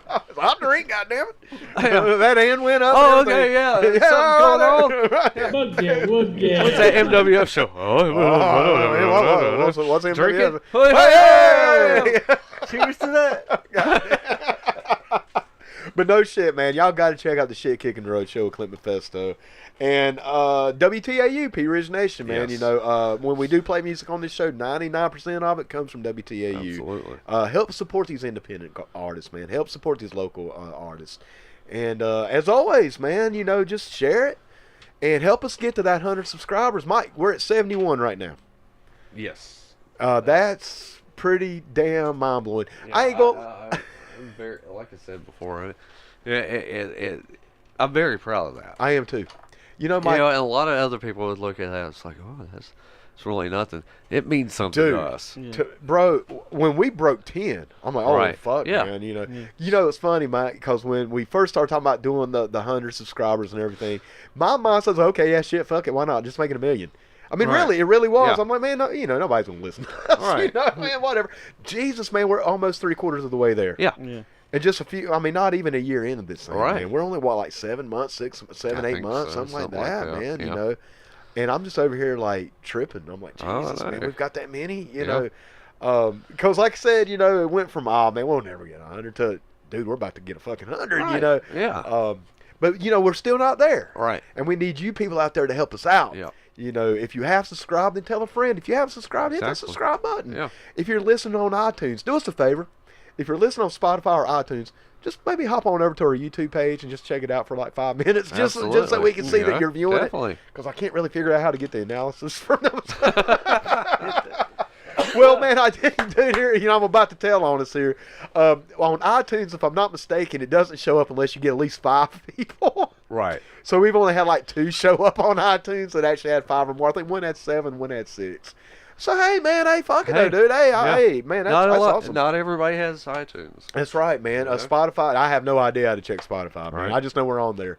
Google, same thing, man. I Yep. don't know, but we're on there. But like I said, man, if you listen to us outside of YouTube, if you get a chance, maybe just, hop on over, look at the episode. Right. That way we can just see how many views we're getting, Yeah. because we kind of get off on that, man. I'm not going to lie. Yeah. Dude, I do, It man. does. It helps out. It does, man. And Mike, we're averaging about 50 views, or 50 or 60 for like across the board. All right. Hell, man, that last one's up near 100. Yeah. Which I'm still tripping on that, Yeah. man. We've got one that's close to 200. Our first episode's pushing 2. Yeah. Chris Baker's episode, the Reno episode, finally broke That's right. 40, man. That's right. Y'all, look, I got to put that show over, Mike. Yes. For whatever Yeah. fucking reason, that is one of our lowest viewed shows. And it's probably one of my, if not my favorite show. It's in the damn top 3. All right. I mean, that show is amazing, dude. You get to hear from somebody who's actually in the business of rock and roll radio. Right. Go back and check it out, man. Go back and check out all of them, dude. Yeah, Shit, if you ain't listening, go back and definitely. check them out, man. Shit.